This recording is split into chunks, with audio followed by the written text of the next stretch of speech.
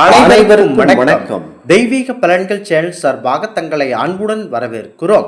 இன்று நம் காணொலியில் காண விரும்புவது நவகிரக தோஷங்களை போக்கும் சக்கரபாணி கோவில் சிறப்புகளை பற்றி இந்த காணொலியில் பார்க்கலாம். வாருங்கள் காணொலிக்கு செல்லலாம். மறக்காமல் ஒரு சப்ஸ்கிரைப் செய்யவும். சக்கரபாணி அவர்கள் ஆயுதமேந்தி 8 திருக்கரங்களுடன் சக்கர வடிவ தாமரை பூவுடன் கூடிய ஆறுங்கோண யந்திரத்தில் நின்று திருக்கோலத்தில் காட்சி தருபவர் கும்பகோணத்தில் வீற்றிருக்கும் சக்கரபாணி ஆவார்கள். இவரை வழிபட்டார் கிரக தோஷங்கள் நீங்கும் என்பது ஐதீகம் ஆகும். கிரக தோஷங்களால் உங்கள் வீட்டில் பாதிக்கப்பட்டு இருக்கும் அனைவரையும் கண்டிப்பாக இந்த கோவிலுக்கு அழைத்து வந்து சக்கரபாணி ஆறுங்கோண வடிவத்தில் காட்சி தருவதால் அனைத்து விதமான அந்த கிரக தோஷமாக இருந்தாலும் கண்டிப்பாக பரிகாரமாக நீங்கிவிடும் என்பது ஐதீகமாகும். கண்டிப்பாக சக்கரபாணியை வழிபட்டால் கிரக தோஷங்கள் நீங்கும். சூரிய பகவானுடைய ஆணவத்தை போக்கி அருள் புரிந்ததால் சூரிய பகவானால் உருவாக்கப்பட்ட ஆலயம் இதுவாகும். சூரிய பகவானுடைய அவருடைய அதி பிழம்பான அந்த கதிர்வீச்சுகள் மற்றும் சூரியனின் தேஜஸ் மற்றும் ஒளி பொருந்திய அவர்களுடைய அந்த சக்கரம் அந்த ஒளியை ஈர்த்து கொண்டது.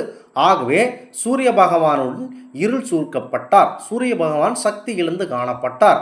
தன்னுடைய தவறை உணர்ந்து சக்கரபாணியிடம் வந்து மன்னிப்பு கூறியதால் அவர் திரும்ப பெற்றார் அவருடைய சக்தியை சூரிய தேவன்.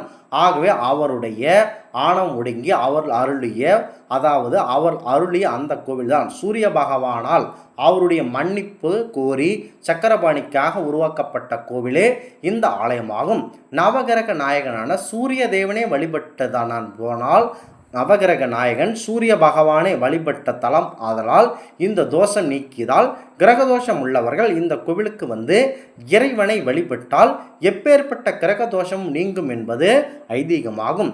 அதாவது நவகிரகத்தின் தலைவனான பரம்பொருள் சூரிய தேவன் அவர்களே வந்து வழிபட்டு அனைத்து விதமான எந்த தோஷமாக இருந்தாலும் நீங்க பெறும் என்பது சக்கரபாணியுடன் வீங்கப்பட்டது. சக்கரபாணி அவர்கள் மக்களுக்காக எந்த பிரச்சனை இருந்தாலும் நீங்கள் இந்நாளையத்திற்கு வந்து என்னை வேண்டியவர்களுக்கு அவர்களே அதாவது அந்த 8 விதமான அந்த நவகிரகங்களை அனைத்தும் அவர்களுடைய தாக்கத்தை நீங்கள் நிறுத்தி கொள்ள வேண்டும் என சக்கரபாணி கேட்டுக்கொண்டதாக கூறப்படுகிறது. இது மிகப்பெரிய பரிகார தலமாகவும் இருக்கிறது. சனி பகவானுடைய தாக்கத்தால் பாதிக்கப்பட்டவர்கள், சனி திசை நடப்பவர்கள், கண்டச்சனி எந்த சனியாக இருந்தாலும் கண்டிப்பாக இந்த ஆலயத்திற்கு வந்து சக்கரபாணியை மனதார வழிபட்டு கொண்டால் அனைத்து விதமான பிரச்சனைகளும் தீரும். ராகு கேது புத்தி போன்ற நவகிரக தோஷங்களால் கண்டிப்பாக அவதிப்பட்டு திருமண பேரு, குழந்தை பேரு, வீட்டிற்கு அடிக்கடி நாகம் வருவது, இது எது தொடர்பாக இருந்தாலும் கண்டிப்பாக சக்கரபாணி கோவிலுக்கு வாருங்கள். அனைத்து விதமான நவகிரக தோஷங்களால் அவதிப்படுபவர்கள் இந்த தலத்திற்கு வந்து சக்கரபாணியை மனதார வழிபட்டு சென்றால் அனைத்து தோஷங்களும் நீங்கும் என்பது ஐதீகமாகும். இந்த தல நாயகனுக்கு செவ்வரளி, அதாவது சக்கரபாணிக்கு செவ்வரளி, செம்பருத்தி, துளசி மற்றும் குங்குமம் கொண்டு அர்ச்சனை செய்வது மிகுந்த பலனை அளிக்கும்.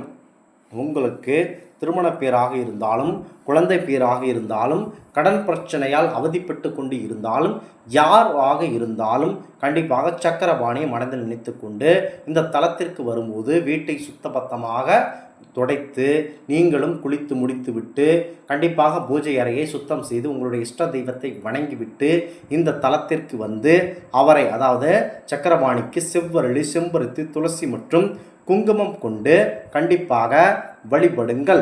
அர்ச்சனை செய்வது மிகுந்த பலனை தரும். சக்கரபாணியின் பெயரில் செய்யலாம் அல்லது உங்கள் பெயருக்கும் இந்த அர்ச்சனை செய்வது மிகுந்த பலன் தரும். சக்கரபாணி ருத்ராட்சம் கொண்டு விளங்குவதால் வன்னி வில்வ அர்ச்சனை அதீத பலன் கொடுக்கும். வன்னி மரமும் வில்வ அர்ச்சனைக்கு பரம்பொருள் சிவபெருமானுடைய ஆசி பெற்ற சக்கரபாணிக்கு கண்டிப்பாக வில்வ மரத்தையும் இழந்தால் நம் பரம்பொருள் விநாயகப் பெருமானை வழங்கியதற்கு சமமாகும். ஆகவே இந்த வில்வ இலை மற்றும் வன்னி அர்ச்சனை அதீத பலன் தரும். ராகுக்களாலும் கேதுக்களாலும் அந்த புத்தி நடப்பவர்கள், தோஷங்களால் அதிக்கப்பட்டவர்கள் இந்த கோவிலுக்கு வந்து கண்டிப்பாக செம்பருத்தி, துளசி மாலை மற்றும் குங்குமம் வெட்டால் கொண்டு மனதார வேண்டிக் கொண்டு செல்லுங்கள். அனைத்து விதமான தோஷங்களும் போகும் என்பது ஐதீகமாகும்.